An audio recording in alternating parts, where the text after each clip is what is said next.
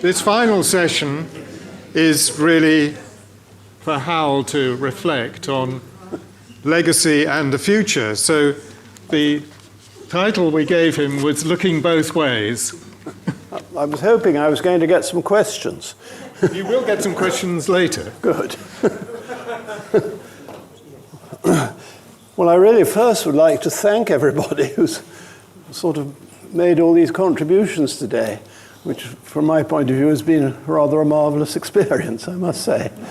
One thing, it's rather slightly given the impression that I stopped work a long time ago, but actually I have still been doing work since, and I quite particularly like to mention the National Botanic Garden of Wales, of which I'm rather proud, which hasn't, I think, been mentioned today. And I'm doing, I don't know what else to mention. What else should I mention?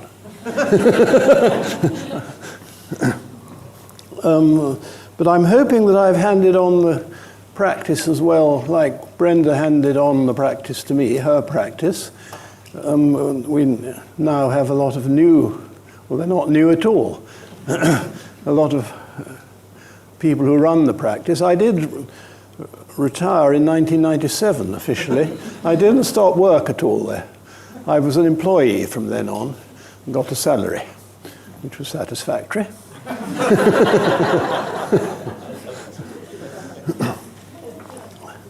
So it's been very nice that the practice has been able to continue sort of as a thriving practice, and I think it is thriving still very much.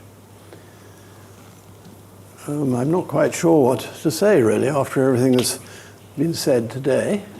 Well, shall we throw it open for questions? I think that would be nice. I'm sure there are many. Yes. Would you be more comfortable sitting down, or do you want to? I don't mind, yes. So perhaps sitting would be better. So, shall we do that? Shall we take questions? I should just say, though, that we've got to get the roving mics first. The National Botanic Garden of Wales, unfortunately, I've forgotten his name now, who was your collaborator there. Tony Gellard. No, he couldn't come today. He couldn't come today, but a lot of the visuals are on the looping projection screen yes. In the flat room. So while they're sorting out the roving mics, you've got them, yes. So please put your hand up and wait for the Edward Hutchinson. I think we know your name, so you need to say your name for the record, though. Hello. Is it on? Okay. Should I should stand up? Hal, well, my name is Edward Hutchinson, for the record. Hal, the future of the profession, or the professional, I should say, AI is on the corner. It's just around the corner. It's going to affect all professions in an unbelievable way. And obviously with the landscape architecture, I mean, just taking a specific example like a planting plan, which the likes of me is a painful process. But now with AI, one can envisage that one needs to have a planting plan for drought-resistant plants, which are grey and possibly Mediterranean, etc., etc., etc. And presumably AI is going to produce this solution, within 2 seconds or less, and with the availability and the maintenance. I mean, it must be here, and that is going to apply to all professions. But surely, if one takes Kim Wilkie's, and you were mentioning it beforehand, the fact that landscape is sort of the mother profession, we must find a way that we can outdo AI or do things that AI can never do, such as, well, that photograph of you lying on a ha-ha. I mean, no AI is ever going to dare do that. But that sensitivity towards the landscape and the personal approach to both your clients and being a nice person, AI can never be nice. You can't necessarily be nasty. But I feel that the future of the profession is being basically going back to one's roots in that sensitivity, and allowing technology to do what technology does better or will do better than us. Do you have a view on that? Well, I think if I can make a sort of double answer. The first is that techniques are changing all the time. I don't know if you remember a picture of the drawing of Gail Common, which actually Chris whispered in my ear that he actually drew his very first drawing when he was working for Brenda Colvin. It was bigger than this. And that's what we used to draw all the time as landscape architects. And then it's now gone into the little screen which you draw on, and in a completely different manner. And AI is just another movement of technique, as far as I can see it. But there's one thing that AI quite evidently can't do, and that's go to the site and walk about and analyze the character of the site and get to know what it feels like. As far as I know, AI doesn't experience rain very much, which is very important when you're going to the site. So I think what landscape architects surely are going to do, which I don't think any mechanical thing can do, is actually go to sites and understand sites through perception and being on the site. And I don't see that could be taken away, really, by any technique. And we saw a lot of your little drawings, but I'm sure that there are some which were just for you to look back on, not necessarily to present. Well, that's true. I mean, and notes made on site. Yes, they're sort of unintelligible to other people very often. Other questions? Thank you very much. Adrian Draffin. Thanks, Hal, for one more day. The question I've got, in this very transient world, what is your top tip for the next-gen landscape profession to create the best legacy? Their best legacy? I think it rather derives from the last things I was saying. I think the most important thing of all is to really understand the place which you've been asked to advise about, and by going to it and being in it and comprehending it. And I think that must be the thing that's most important for the next generation, so that everything you recommend arises out of your understanding of the place, both consciously through the notes you make and that sort of thing, but also through having been there, that's in your mind. So it's not so conscious, it's something that's there which comes out into all the advice you're going to be giving. And whatever technique you give advice by, it's got to include that comprehension of the place and understanding of the place. And I think, well, and we had rather a lot about Brown. I suspect that's what he did.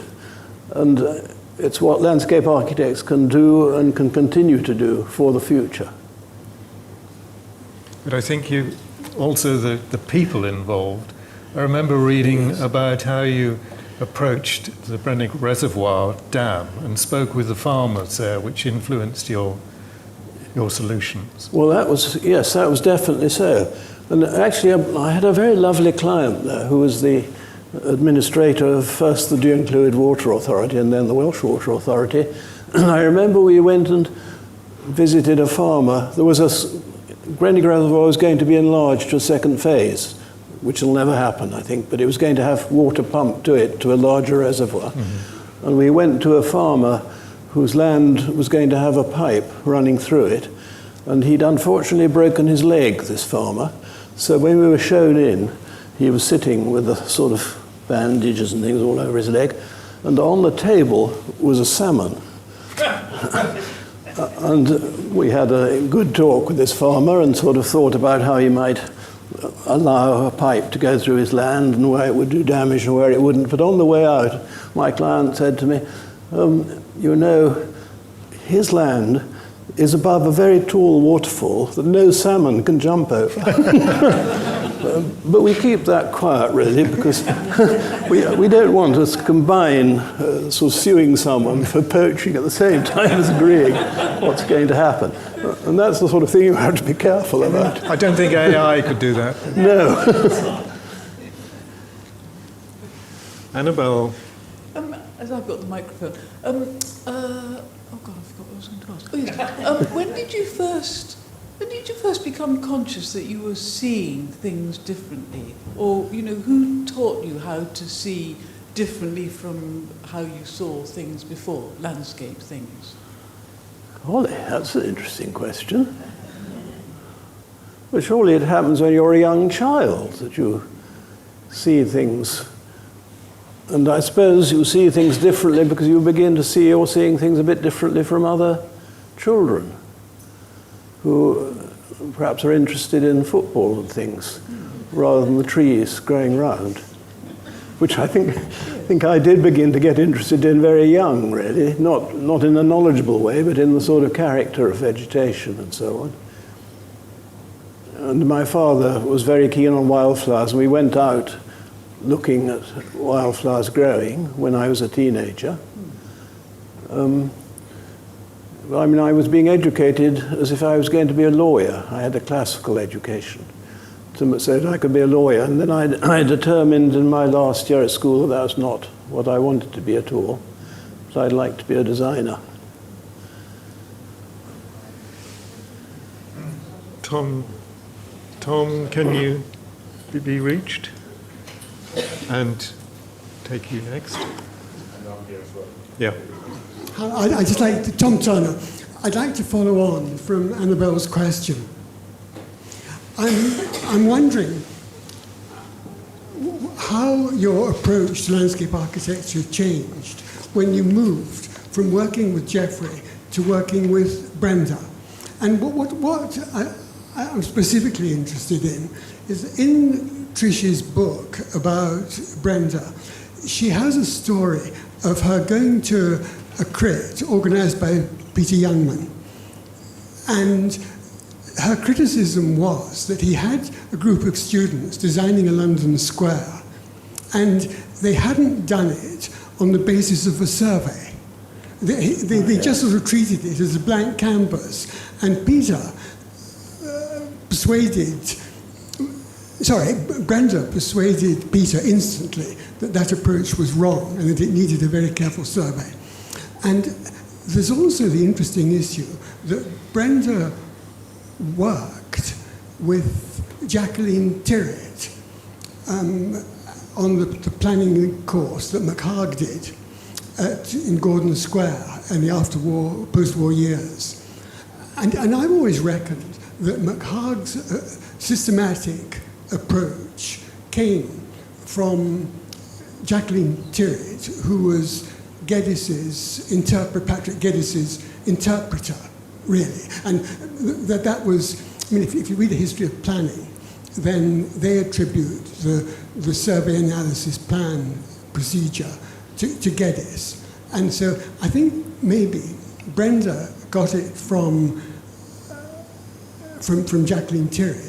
And I'm just wondering if Geoffrey emphasized that in his office, or if that became emphasis of your work when you went into partnership with Brenda. Yes, I think that's very interesting. I mean, Geoffrey saw landscapes very much as works of art in a slightly flat way, actually. I mean, so that, funnily enough, I don't think he was all that sensitive to topography and that sort of thing. His great interest was in pictures, so he saw landscapes as pictures. He did, I think, I've never said so, but he did actually ask me to become an associate with him. And I decided that I didn't want to do so because I didn't quite see things in the same way as him, though he was a wonderful person to work with and a lovely personality. And as soon as I met Brenda, I found I was on the same wavelength for the reason you've talked about. Her great understanding of the need to understand the site, and ecology was at the center of her thinking. I mean, she was doing it as an artist, but she was ecologically thinking. And I found that very sympathetic to myself, so that as soon as I spent this trial 3 months with her, we were sort of on the same wavelength immediately, which I was never quite on the same wavelength with Geoffrey. Carl, thank you very much for confirming that. I suspected it, but now Yes. I know it. What is also Tom? Yeah? Oh, I'm not going to... I'm finished. I'm talking too much. there are some other questions.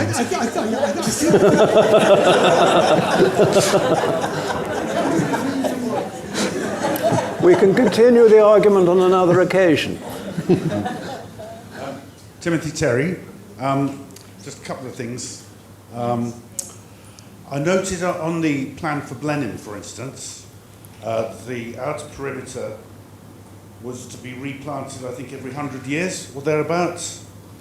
I think that was roughly the plan. I think that was right. To keep it going. when you're creating something, you're creating something that you might not live to see, but you still have to have the same passion for it. And in this, as somebody else mentioned, this transient era of everything now, I'm just wondering whether you're concerned about how that will continue. But also on a practical question, I'm also curious to know how mature those trees planted every 100 years would be at that point. And finally, a third little question, what stands out to you, if any, as the most challenging project you've had to embark upon? I know, but I didn't take too long about it. But I think what you ask about Blenheim is particularly relevant to a disappointment in working, because you're not, even in the jobs which you do over 2 or 3 decades, you suddenly lose touch. So although both Rafe and I are still here, Blenheim does not consult us anymore, which, although we proposed a 200-year plan, we're not consulted about how it should go forward. And this is very common, that you get, suddenly you're no longer involved in a project when you feel you should continue to be consulted. It doesn't necessarily mean the people have to pay attention to what you say, but by asking you, they'd at least know what's gone before. And I think you've identified a really great problem about very long-term landscapes. How do you get this continuity between one generation and another generation, which is so important to a thing where a tree, I mean, a beech tree needs 200 years to mature, 250 years. So it's got to be more than one generation to work properly. And this is a thing which has not yet been solved. That's a thing that the future generations have to get to grips with this. There were some other questions. I just wondered if there was any particular project that you've embarked upon that was particularly challenging for any particular reason. Possibly the Benghazi one.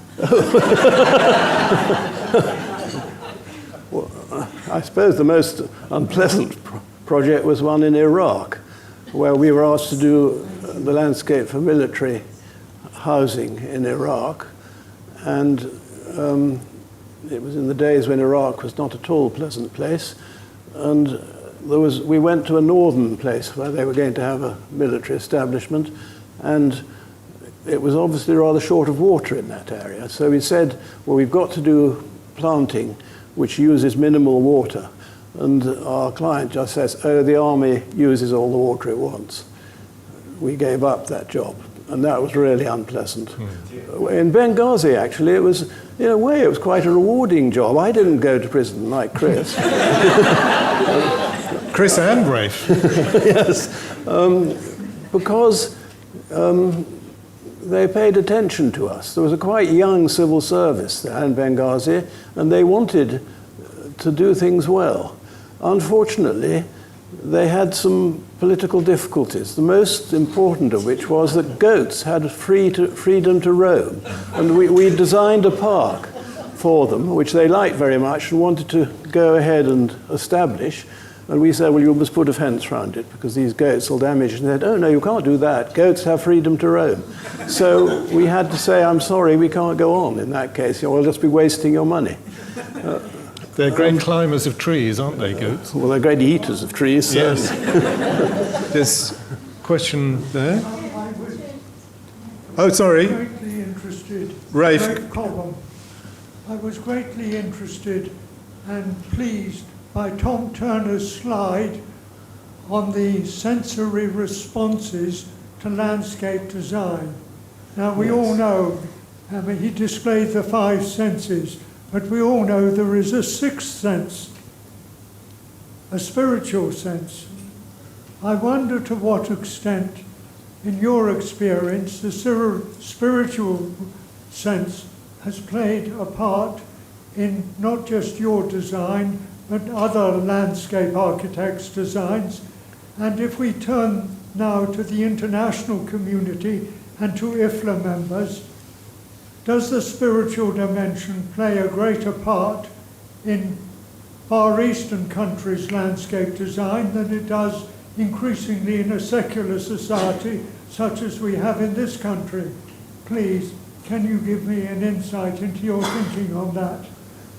Well, I think the spiritual sense, in the broadest meaning of spiritual, is absolutely essential to successful designs. I mean, I think you can do designs which solve practical problems successfully, but those which evoke a response from people who come into these landscapes must have a spiritual meaning as well in them. And this, I think this is also so in quite small things. When you're doing a garden for someone, there's a sort of spiritual relationship with your client, which is unspoken, completely unspoken, but you have a sort of spiritual understanding, and in that way you can perhaps give advice which is relevant to them. So I think it's central, but not speakable. You can't do it by speaking about it, unfortunately. It's something which you sort of, it's through understanding rather than through definition of terms.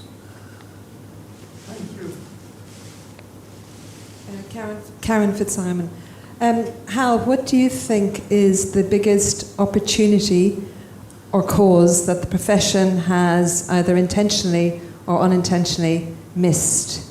Missed? And what do you think we should do about it?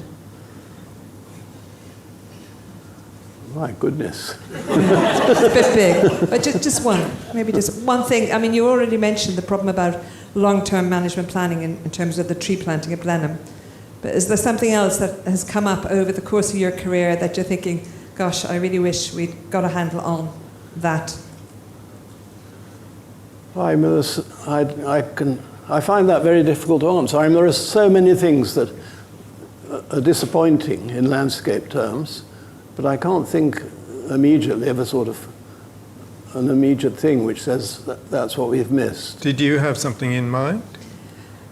Nothing particular. I was just hoping from Hal's long career that there might have been something. I mean, obviously we're aware of the climate crisis, and you know, maybe there's things we could have done about that earlier. Heaven knows. But I didn't have anything specifically. I was trying to find a point that we could take away and move positively towards trying to do something or inspire the next generation to pick up a baton of some type. I mean, I think that probably compared to when I started in landscape, we're weaker in our relationships with politicians, certainly with central politicians. I mean, I was able to hold a small exhibition in the Houses of Parliament for about 2 or 3 weeks in that hall where people go through and all the MPs walk to and fro. So we had an exhibition about landscape's a good thing. And I don't think that sort of relationship exists anymore. And I think we were very lucky. And I think that people who work, for instance, in the Central Electricity Generating Board, and the same with water companies, they had the relationship with their jobs, I think, like big landowners historically, that they were looking about the next generation. They were doing work for the next generation. And I think now money is far too important. landscape is comparatively cheap compared to a lot of other things, and money is not an important, it's got to be paid for, but it's not a sort of money-intensive thing. But this sort of involvement with jobs by our clients to hand them on to the next generation is a thing which I think's died away a bit, and that's a thing. Perhaps that's what I would say has been missed, is missing. That there's less of that than when I started work. So there was, in a way, there was much less opportunity and fewer opportunities, but you had this much more involvement about the long term by the clients. Thank you.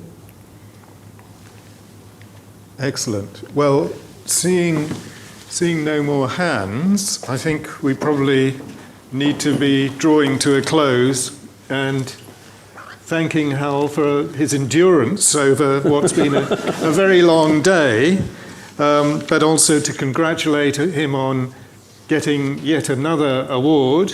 Well, that's very exciting for me. A fully gold medal, we understand. So I'd like to give some thanks before we go and get a drink in the Platt Room, and let's hope it's not raining so we can enjoy the garden as well. First of all, I'd like to thank the staff here at the Royal College of Physicians, Max and Nayat, who helped us organise it, and Leo and Dom in the control room. Thank you. The sponsors, Colvin and Moggridge, LDC, Artorius Faber, Hillier and Alitex. All the speakers and contributors, Folar and the organising team, and everyone who's come. So thank you so much for coming. In this very rapid overview of all the contributions that Hal has made, we've touched on his roles as landscape, designer of landscape, author, advocate, advisor, some of which we didn't manage to mention. But I think that probably the core of the work has been and continues to be, as he reminded us just before tea, being at Colvin and Moggridge, yes, continuing to work, the longest established landscape practice in this country. Thank you to them, and thank you to all who contributed today, and most of all, thank you, Hal, for your continued calm and quiet persistence. So, thank you so much.